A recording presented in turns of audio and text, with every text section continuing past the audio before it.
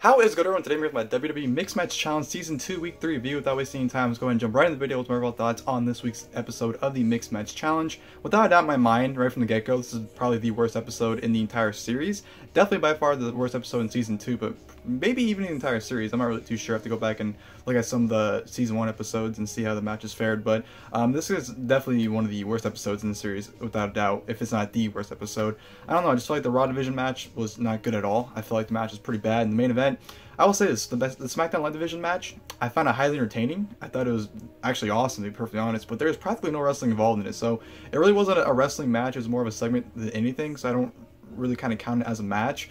But the Raw Division match, like I said, just did not enjoy it at all. So, very complex winter episode in my opinion. Like I said, I didn't like the Raw match, but, you know, even though the SmackDown match didn't have any wrestling, it was entertaining to watch, to say the least. So, I don't know, it's a weird episode to me, but I'd still say it was bad. I'd say it was bad for what it was, to be perfectly honest, but like I said, I still enjoyed the main event, so that's what really matters if you ask me. Of course, the first match we had for this week of the Mixed Match Challenge in the Raw Division match was Finn Bálor and Bayley taking on Jinder Mahal and Alicia Fox, and, you know, as anyone else would guess on paper, it sounds like garbage, and it was garbage. Jinder Mahal and Alicia Fox are absolutely terrible, and they should never be wrestling ever again, at least on WWE TV. Finn Bálor and Bayley, you can tell they tried hard to make it entertaining, but no matter what the fuck they did, Mahal and Alicia Fox just cannot hold up their end of the bargain and definitely, you know, dragged the match and made it bad in my opinion. But right from the get-go, it was Bayley and Alicia Fox, but Alicia Fox wanted Finn Bálor, even though legally you couldn't face Finn Bálor, but she was very persistent on facing Finn Bálor, which was like whatever to me. Her and Bayley go at it for a little bit, shoots up around Bayley for a little bit. Finn Bálor gets a tag in, him and Jinder have some very basic wrestling, not really much to it. Finn Bálor grounds Jinder, you know, hits the corner drop kick, you know, or hits a sling blade, followed by a corner drop kick on Jinder to set up the coup de grace. But Alicia Fox, like, poorly shook the ropes to the point where Finn Bálor was just standing there for like a good 5 seconds before he finally fell down. So I just thought it was very stupid because Finn Bálor came across pretty dumb too. He's watching her shake the ropes and he's just standing there watching her do it. It's like either hit the finishing move or just jump down. Like, I don't know, it came across pretty fucking stupid if you ask me. And then Alicia and Bayley got back in the ring. They did a spot where Alicia knocked Bayley out of the ring, and Sunil Singh caught Bayley and he tried to like seduce her, but then Alicia Fox, you know, kind of got mad at him and threw Bayley into the corner post. So she was grinding Bayley for a little bit. She had a neck breaker, I guess you can call it. It was very, very shitty. So she was on, you know, on Bayley for the majority of the match. Then, you know, Sunil Singh somehow got back involved, and, you know, Alicia Fox ended up chasing him out of the ring.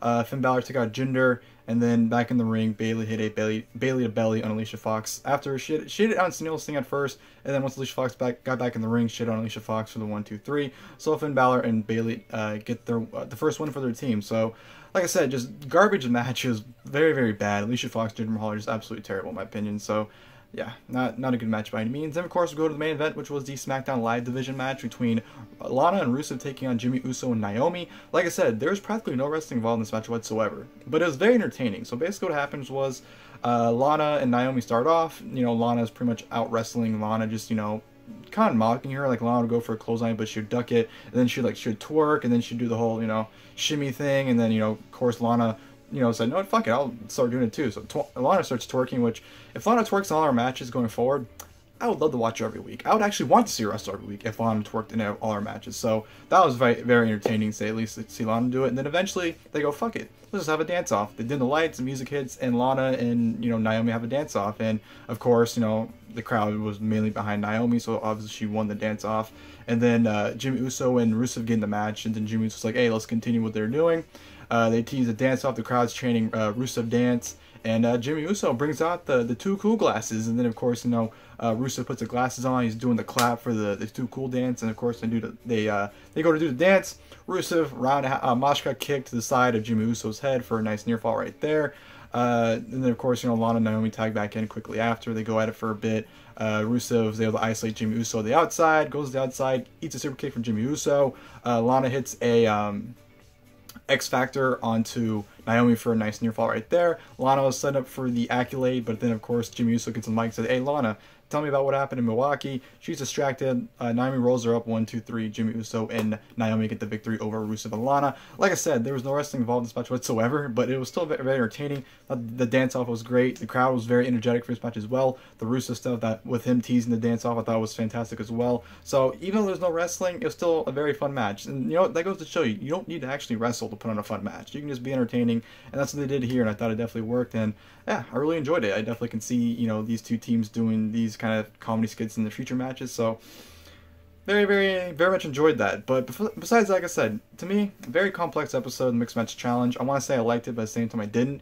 I just feel like the main event was very entertaining. The Raw match was just absolutely terrible. So I don't know. It was a very, very complex and weird episode of the Mixed Match Challenge. But next week, of course, we'll be having AJ Styles and Charlotte Flair taking on the Fabulous Truth, of course, Carmella and R-Truth, as well as we'll be having Finn Balor and Bayley taking on Braun Strowman and Ember Moon, which that should be a good match. To be perfectly honest, I've always enjoyed Finn and Strowman, and I think Bayley and Ember can have a pretty decent match. So next week should be a good episode for sure, and I'm looking forward to it, and hope you guys enjoyed the video. If you guys did, please like below. That's next time. I'll see you guys later. Thank you guys for watching the video. Not giving it up, this is